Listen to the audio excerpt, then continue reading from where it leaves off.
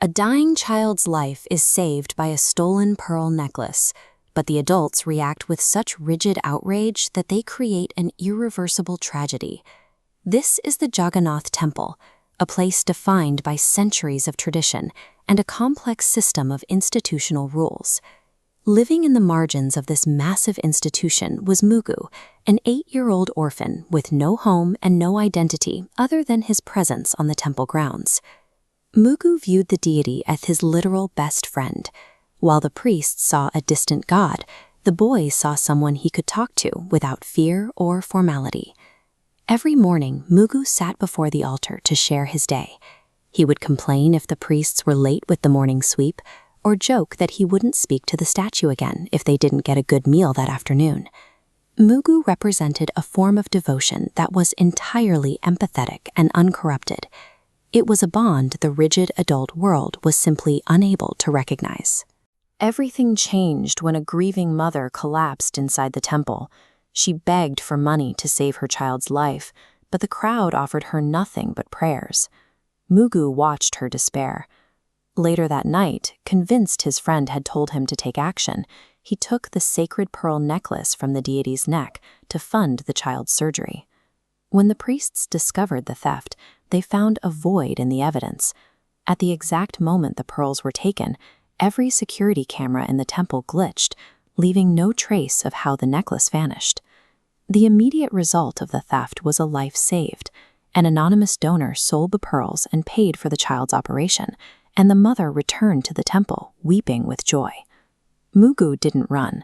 When the priests questioned him, he admitted everything, explaining that the deity himself had instructed him to use the pearls to save a life.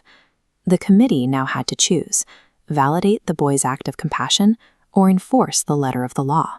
The temple committee immediately chose cynicism. They mocked Mugu, accusing an 8-year-old orphan of using a holy name to cover up a common crime.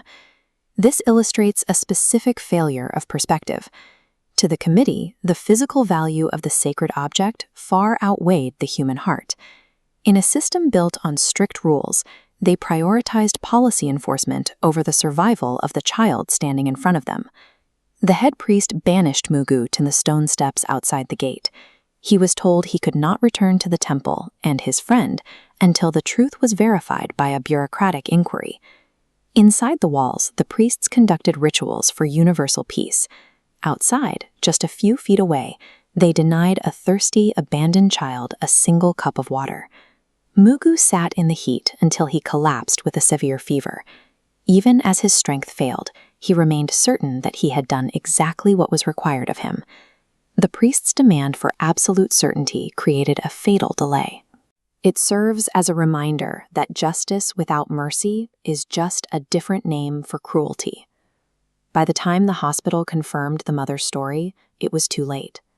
Mugu passed away on those steps just as the adults realized he was telling the truth. They found a small pouch on his body.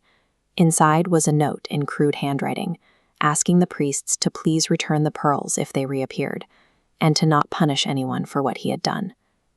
The following morning, the necklace was found back on the deity's neck. There was no footage of anyone entering the shrine. The pearls were simply where they had always been. The head priest realized that Mugu hadn't been the one under examination. The entire situation was a test of the committee's own humanity, and they had failed.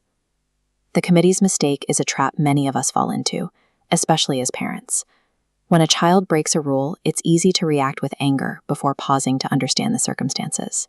We often rush to punish the what instead of investigating the why. True righteousness is found in timely compassion. When we are forced to choose between the letter of a rule and the life of a person, choosing kindness is the only decision that prevents an irreversible heartbreak.